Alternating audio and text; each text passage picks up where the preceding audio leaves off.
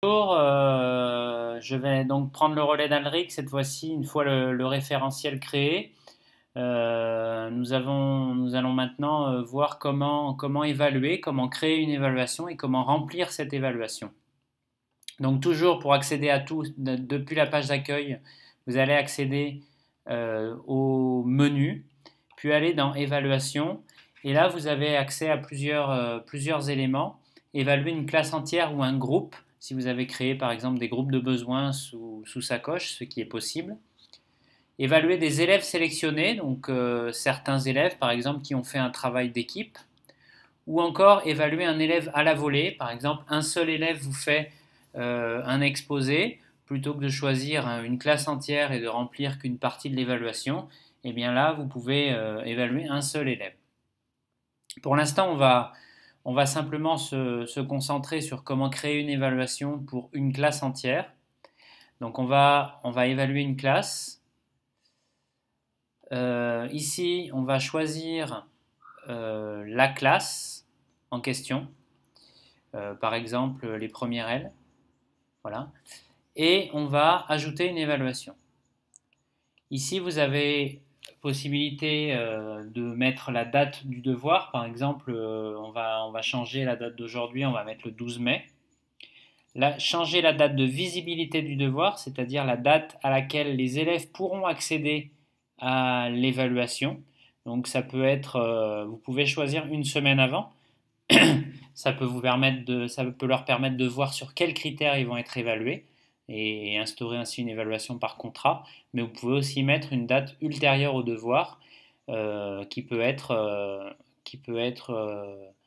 une date à laquelle les élèves pourront accéder à leur évaluation. Ici, donc, la classe à choisir. Partager avec les collègues ou pas. Ça peut être le cas d'une évaluation commune, par exemple, partager les mêmes critères. Une description.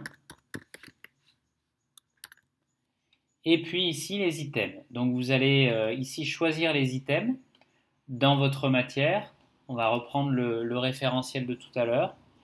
Le domaine sacoche, créer un référentiel et on sélectionne le ou les items que l'on va évaluer. On valide et on valide notre évaluation. Notre évaluation du coup apparaît, je vais supprimer celle-ci, notre évaluation apparaît ici, donc on voit la date du devoir, la date à laquelle elle est visible, ici j'ai mis une date antérieure à celle du devoir. L'auto-évaluation, pour l'instant, on la laisse de côté. La classe évaluée, si c'est partagé ou non avec des collègues, la description de l'évaluation et le nombre d'items qu'on évalue. Ici, vous pouvez rajouter le sujet si vous le souhaitez. Vous pourrez le faire ultérieurement une fois que l'évaluation est rentrée. Soit en dirigeant vers un lien externe, par exemple une Dropbox, soit envoyer directement un fichier à utiliser. Pareil pour le corriger. Et donc ils apparaîtront ici. Et les élèves pourront les télécharger pendant 12 mois. Ici, vous avez la possibilité toujours de modifier cette évaluation. Par exemple, vous vous êtes trompé dans la date. Vous voulez rajouter un item d'un autre référentiel, mais n'importe lequel, par exemple celui-là. C'est toujours possible. Attention quand vous retirez des items. Ici, vous pouvez réordonner les items simplement en glissant, déposant les items, enregistrer l'ordre et fermer. Là, vous pouvez dupliquer cette évaluation, admettant que vous voulez faire la même évaluation pour les premières ES. Vous validez, et vous l'avez qui apparaît ici. Ici, pour supprimer l'évaluation. Ici, pour l'imprimer. Et ici, pour saisir, donc là, pour la voir dans quel état elle est, à quel stade vous en êtes rendu. Là, vous avez 0 saisie sur 33 saisies. Et là, pour saisir les acquisitions. Alors, pour saisir les acquisitions, je vous conseille fortement de choisir piloter à la souris, ce qui est beaucoup plus pratique. Et ensuite, vous choisissez pour chaque item l'acquisition donnée. Alors, on a plusieurs possibilités, soit non notée. Admettons que vous laissez une chance à l'élève d'avoir raté son évaluation.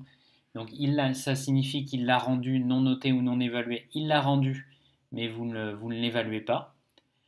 Non fait, alors ça je l'utilise par exemple lorsqu'un élève n'a pas eu le temps de faire la conclusion. Je suis incapable de savoir s'il sait rédiger une conclusion puisqu'il n'en a pas fait, donc je mets non fait. Soit non rendu, ce qui vous permet d'avoir un suivi sur les évaluations rendues ou pas, par exemple des devoirs facultatifs ou des devoirs à la maison qui sont non rendus. Ça permet d'avoir un suivi et de dire à l'élève, bah voilà, toi tu n'as pas rendu 3 devoirs, tu ne peux pas me demander une évaluation supplémentaire. Absent tout simplement ou dispensé. Ces deux items-là, on les verra ensuite. Ensuite, bah, le niveau d'évaluation, le niveau de maîtrise de l'item. Donc satisfaisant, niveau expert pour le niveau requis, ou encore non satisfaisant. Là, vous avez l'évaluation qui apparaît en rose. Lorsqu'elle apparaît en rose, c'est qu'elle n'est pas enregistrée. Donc si vous vous déconnectez, elle ne sera pas enregistrée. Donc pensez bien au fur et à mesure, vraiment régulièrement, après chaque élève, après chaque item, comme vous voulez, mais faites-le régulièrement, à enregistrer les saisies. Et à ce moment-là, elles apparaissent en bleu. Ici, vous pouvez laisser un commentaire écrit pour donner des conseils.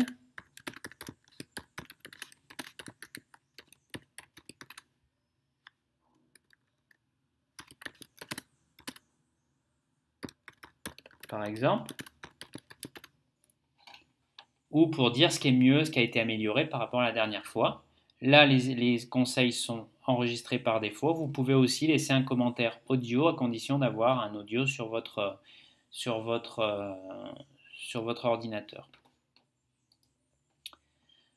Si vous voulez mettre plusieurs élèves, faire un report dans la colonne, par exemple, il a tout raté, cet élève-là, vous cliquez une seule fois et vous avez le report dans la colonne.